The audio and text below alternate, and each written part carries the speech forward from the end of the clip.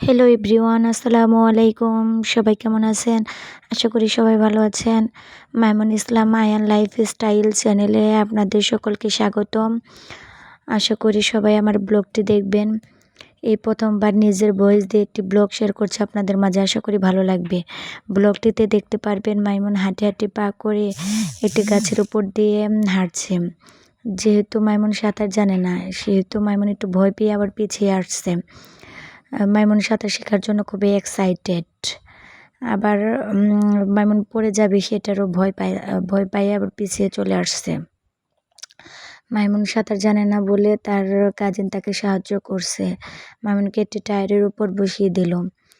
মাইমুন যাতে সাঁতার শিখতে পারে এবং কেউ পানিতে পড়ে না যায়, সেজন্য টায়ারের উপর চড়ে মাইমুন সাঁতার শিখতেছে। আশা করি আপনাদের সকলের ভালো লাগবে। মাইমুন খুব এক্সাইটেড তার কাজিনদের সাথে গোসল করতে পেরে, গাঙ্গে নেমে সাঁতার কাটার জন্য। যেহেতু বর্ষার মৌসুম, আর আপনারা জানেন বর্ষার মৌসুমে গাঙ্গে, পাগারে, পুকুরে নেমে গোসল করার মধ্যে কতটা আনন্দ, কতটা ভালো লাগা থাকে। যারা গ্রামে বড় হয়েছেন তারা বলতে পারবেন আসলে এই বর্ষা মৌসুম কতটা সৌন্দর্যময়। গ্রামের প্রকৃতি কতটা সৌন্দর্য মুগ্ধ করে মানুষকে। আসলে বর্ষার মৌসুমে এতটাই সৌন্দর্য, যারা গ্রামে বড় হয়েছেন তারাই বুঝতে পারবেন। আর ওদের সকলের পানিতে নেমে গোসল করা দেখে আমার ছোটবেলার কথা মনে পড়ে গেল। যেহেতু আমরা যখন একসময় ছোট ছিলাম, তখন আমরাও অনেক সাঁতার কাটছি এইভাবে। তো যাই হোক, যদি কখনো সময় সুযোগ আসে তো আপনাদের মাঝে এগুলো একদিন শেয়ার করব। দেখেন নদীর উপরে কি সুন্দর নীল আকাশ, চারিদিকে সবুজের সমারোহ, আর মাঝখান দিয়ে তার নিজ গতিতে বয়ে গেছে একটি ছোট্ট গাং।